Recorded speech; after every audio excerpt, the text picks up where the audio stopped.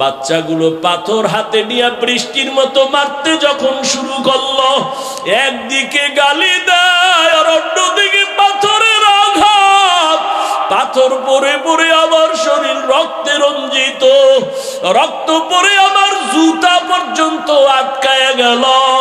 আমার আল্লাহ পর্যন্ত বেজার হইয়া জিবরাইলকে পাঠায় বলে, যাও তায়েফের জমিন উল্টাইয়া সব ধ্বংস করে দাও। আমাকে এই পরিমাণ পাথর মেরে মেরে ওরা তাড়ায় দিল।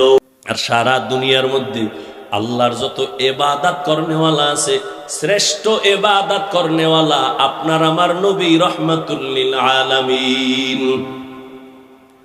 কেমন মায়ার নবী, কেমন ইবাদত করনেওয়ালা। আম্মা জান আয়েশা রাদিয়াল্লাহু তাআলা আনহাকে সাহাবায়ে কেরাম একদিন প্রশ্ন করলেন, আম্মা জান নবীজির আশ্চর্য দুই একটা ঘটনা আমাকে শুনান তো।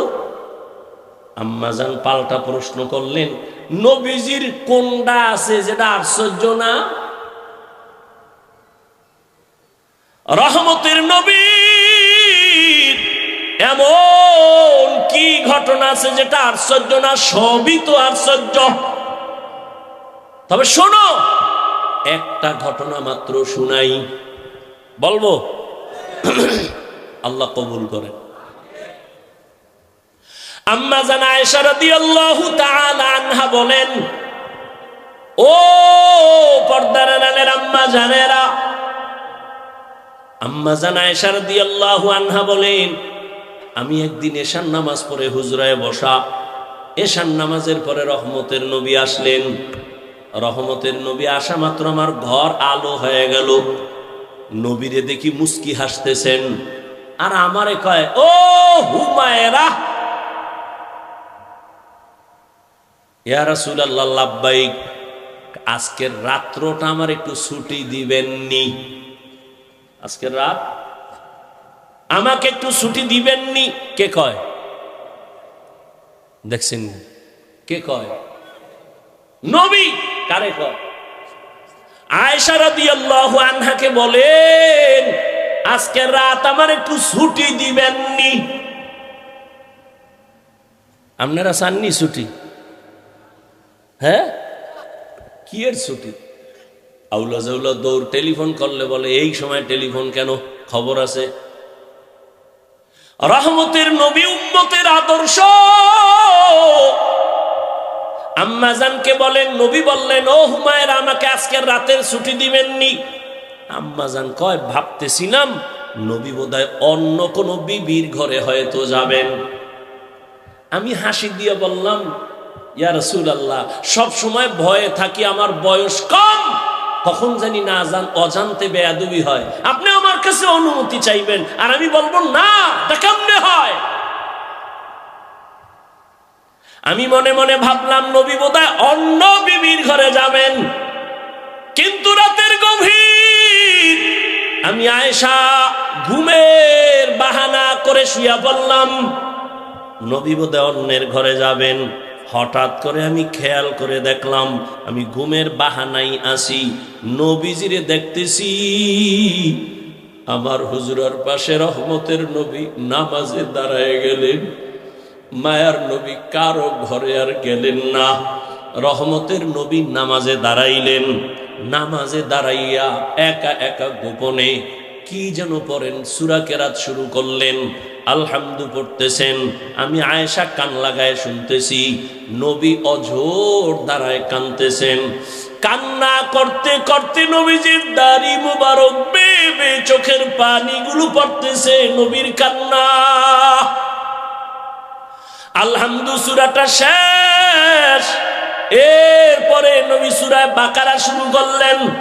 ভাবলাম আমার নবী বোধহয় কয়েক পৃষ্ঠা পইরা রুকুর মধ্যে যাবেন, কিন্তু না, সাহাবারা, আমি আয়েশা খেয়াল করতেছি নবী পুরা সূরা বাকারাই শেষ করে ফেললেন। নবী পড়তেছেন আর কাঁদতেছেন, পড়তেছেন আর কাঁদতেছেন। নবীজির কান্নায় বুক ভেসে যায়, দাড়ি ভিজে ভিজে পানি পড়ে বৃষ্টির মতো। ভাবলাম নবী সূরা বাকারাটা শেষ করে রুকুর মধ্যে যাবেন, না, রহমতের নবী পরের সূরাটাও তেলাওয়াত শুরু করলেন। তেলাওয়াত চলতেছে চলতেছে, মায়ার নবীর চোখের পানি পড়ে দাড়ি মোবারক ভিজে যাইতেছে। নবীজি সূরা বাকারার পরে সূরাটা পড়তেছেন, মাঝখানে না সেই সূরাটা পুরাই শেষ করলেন। এরপরে ভাবলাম নবী রুকুতে যাবেন, দেখলাম না, নবী তারপরের সূরাটাও শুরু করলেন। আর কান্না বন্ধ নাই। নবী পরের সূরাটা 3 নাম্বার সূরা পুরাটাই শেষ করে ফেললেন। এরপরে নবী রুকুতে যাবেন না, নবী দেখি আবার 5ম সূরাও তেলাওয়াত শুরু। মায়ার নবীর কান্না মনে হয় যেন দুনিয়া কম্পমান হয়ে গেল। নবীর কান্না চলতেছে, তেলাওয়াত চলতেছে, কান্না চলতেছে, গভীর রাতে আর তেলাওয়াত চলতেছে দীর্ঘ সময়। মনে হয় যেন রাত এখন শেষ হয়ে যাবে। নবী মাত্র প্রথম রাকাতে নামাজের তেলাওয়াতে আছেন, চোখের পানিতে নবীর জামা ভিজে যাচ্ছে, দাড়ি ভিজিয়ে গেল। দীর্ঘ সময় আমি আমার আয়েশার হায়াতে নবীকে এত কান্না দেখি নাই, এত কষ্ট দেখি নাই। দীর্ঘ টাইম দাঁড়াইয়া তেলাওয়াত করার পর মায়ার নবী সবে মাত্র রুকুর মধ্যে চলে গেলেন। নবী রুকুতে গিয়া আর মাথা উঠান নাই। মনে হয় যেন নবী কান্না করে বেহুশ হয়ে যাবেন। নবীজি এই পরিমাণ ইবাদত করেন, কান্না করে নবী রুকুর থেকে উঠেনি না। অনেক সময় সীমাহীন দেরি করার পর মায়ার নবী এবার দাঁড়ায় গেলেন। দাঁড়াইয়া এরপরে নবী মাত্র প্রথম রাকাতের প্রথম সিজদায় রওয়ানা। মায়ার নবী যখন প্রথম রাকাতের প্রথম সিজদায় চলে গেলেন, সিজদায় গিয়ে যে আবার সে কান্নার আওয়াজ। মায়ার নবী কাঁদতেছেন প্রথম সিজদায়, দ্বিতীয় সিজদাও দেন নাই। প্রথম রাকাতের প্রথম সিজদা, রহমতের নবীর কান্না, নবী আর মাথা উঠান না। এই পরিমাণ সময় লাগাইয়া সিজদায় গিয়া নবী কাঁদেন। মায়ার নবী বলেন, আচ্ছা আচ্ছা জিদু ইয়াসজুদু আলা কদামির রহমান। বান্দা যখন নিজের কপাল সিজদায় লুটাইয়া দেয়, আমার রব তখন কুদরতের পা বান্দার কপালের নিচে ঢুকাইয়া দেয়। মায়ার নবী সিজদায় পড়ে কাঁদেন। আম্মা জান আয়েশা বলেন, আমি পর্যন্ত বেকারার হয়ে গেলাম। মনে হয় নবীর এই নামাজগুলি জীবনের শেষ, নবীর জীবনের শেষ নামাজ। নবীর সিজদার কান্না হঠাৎ করে শুনি পেছন থেকে বেলালের আওয়াজ। বেলাল ডাক দিয়া কয়, ইয়া রাসূলুল্লাহ, আমি ফজরের আযান দেওয়ার জন্য চলে আসছি, তাড়াতাড়ি আপনি প্রস্তুতি গ্রহণ করেন। আযানের সময় কাছাকাছি চলে আসছে, ফজরের সময় অতি নিকটবর্তী। আম্মাজান বলেন, নবী মাত্র প্রথম রাকাতের প্রথম সিজদায় এখনো কান্না, ওদিকে বেলালের আওয়াজ। ফজরের সময় কাছাকাছি, দ্রুত রেডি হয়ে যান। আম্মাজান আয়েশা রাদিয়াল্লাহু আনহা বলেন, আমার মায়ার নবীর এই রকম আশ্চর্য হাজারো ধরনের ঘটনা। আম্মাজান একদিন বলেন, ইয়া রাসূলুল্লাহ, আপনি জীবনে তো কম কষ্ট করলেন না, আপনার জীবন মনে হয় দুঃখে দুঃখে গেল। তবে আমি আয়েশা জানতে চাই, আপনার জীবনের বেশি দুঃখের ঘটনা কোনটা?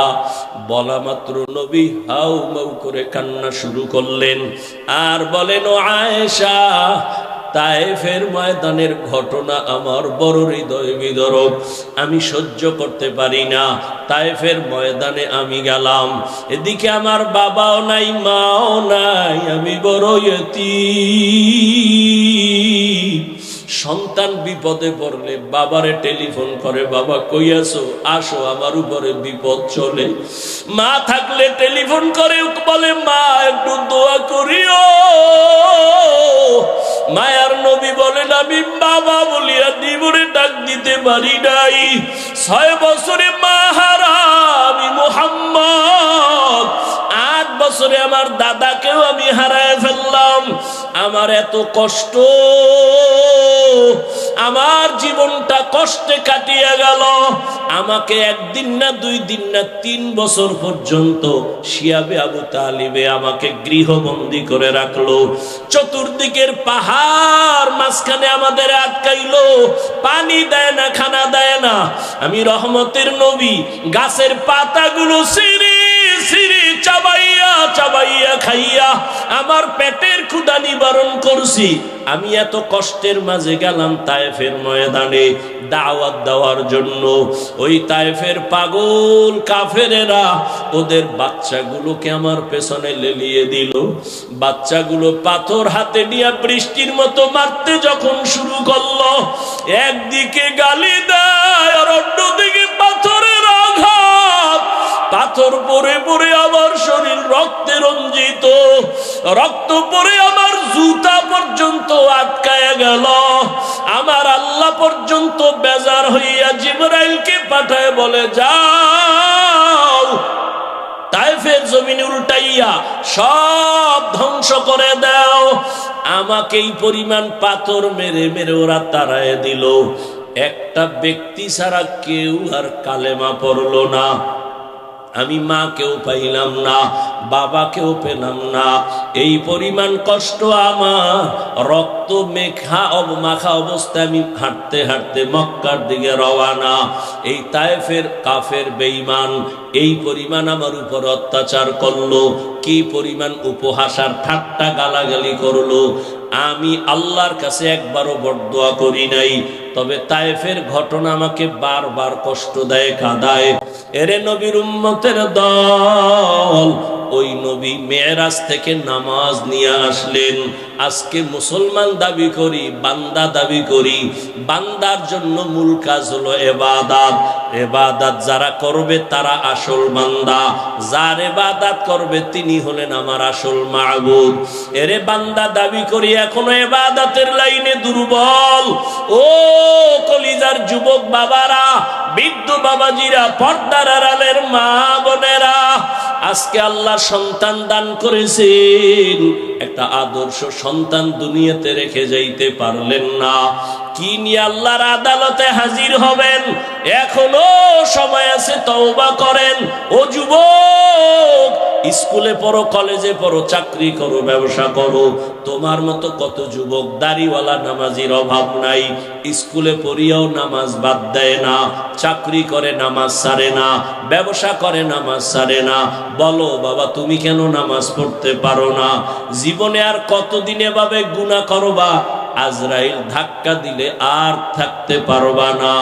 এরে পর্দার আড়ালের আম্মা জানেরা, বোনেরা, আপনার মতো কত মা এখনো আছে, পর্দা করে, স্বামীর মাল হেফাজত করে, মোবাইলে সময় নষ্ট করে না, আল্লাহর মোহাব্বত নিয়ে স্বামীর মাল হেফাজত করে। আপনি কেন পারবেন না? একটা আদর্শ সন্তানের মা হইয়া কবরে যান। আপনার সন্তানের ব্যবহারে যেন কোনোদিন কোনো মুরব্বী কষ্ট না পায়, আপনার সন্তানের আচরণে কোনোদিন যেন মা বাবা আলেম ওলামারা কষ্ট না পায়। আপনার সন্তান ডাক্তার হবে, তবে বেয়াদবি যেন না করে। আপনার সন্তানকে ইঞ্জিনিয়ার বানাবেন, কোনোদিন যেন খারাপ আচরণ না করে। মানুষ তখন দোয়া করবে। ও পর্দার আড়ালের আম্মা জানেরা, ও বৃদ্ধ বাবাজিরা, আল্লাহ পাক সন্তান অনেকের দেয় না, কত কান্না কাঁদে। আর আল্লাহ আপনাদের সন্তান দান করেছেন, একটা সন্তান যে কোরআন তেলাওয়াত করে দোয়া করবে, এমন সন্তান তৈরি করতে কি পারলেন না? দুনিয়াতে যত ভালো সন্তান আছে, মা বাবার দোয়া, মায়ের অবদানের কারণে।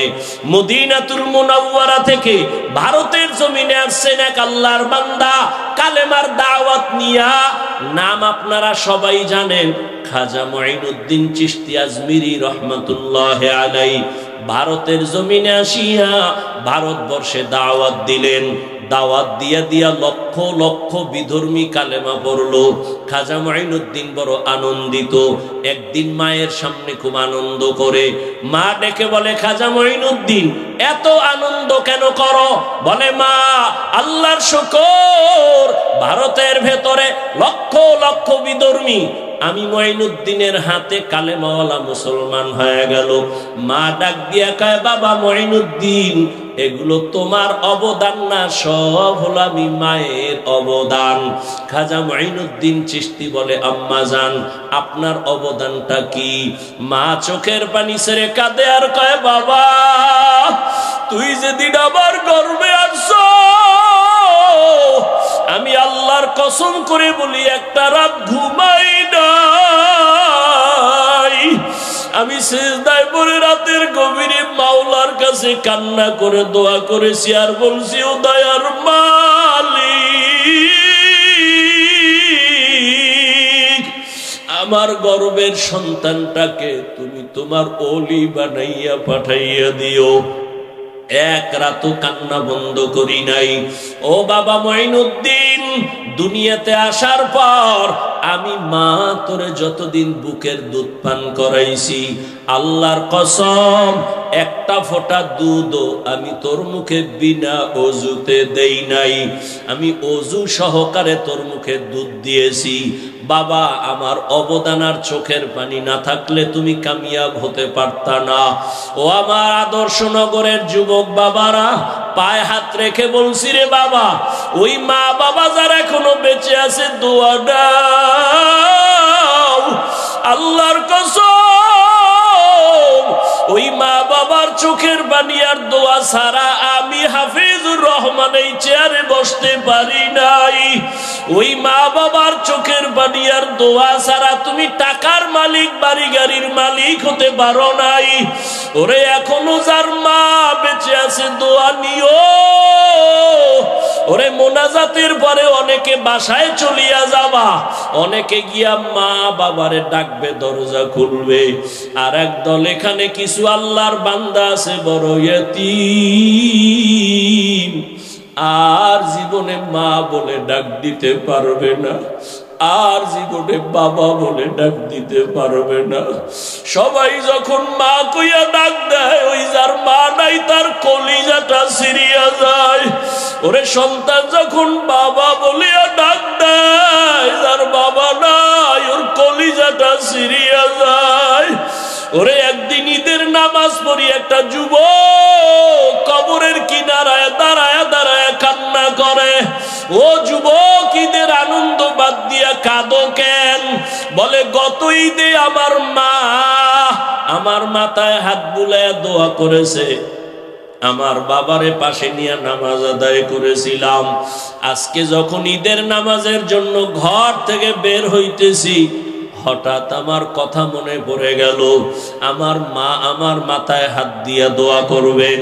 হঠাৎ মনে পড়িয়া দেখি মায়ের বিছানাটা খালি, আমার মা সাদা কাফনে কবরে পড়ে আছে, আমার বাবাও নাই, আমি বড় ইয়তীম। ও মা হারা বাবা হারা। অনেকের মা বাবা ছিল বড় গরিব, কষ্ট করিয়া করিয়া তোমাকে আমাকে মানুষ বানাইছেন। কত বাবা গরিবী হালাতে ছিলেন, বাবার মানে মাঝে মাঝে মনে চাইতো ইলিশ মাছ কিনিয়া খানা খাবে, টাকার অভাবে খেতে পারে নাই। মায়ের মাঝে মাঝে মনে চাইতো আঙ্গুর বেদানা খাবে, টাকা নাই, খেতেও পারে নাই। আজকে তুমি সন্তান, তোমার ঘরে কত মাছ কত ফল, কি লাভ হবে? ওই মা বাবারে আর পাইবা না, আর জীবনে ফল খাওয়াইতেও পারবা না।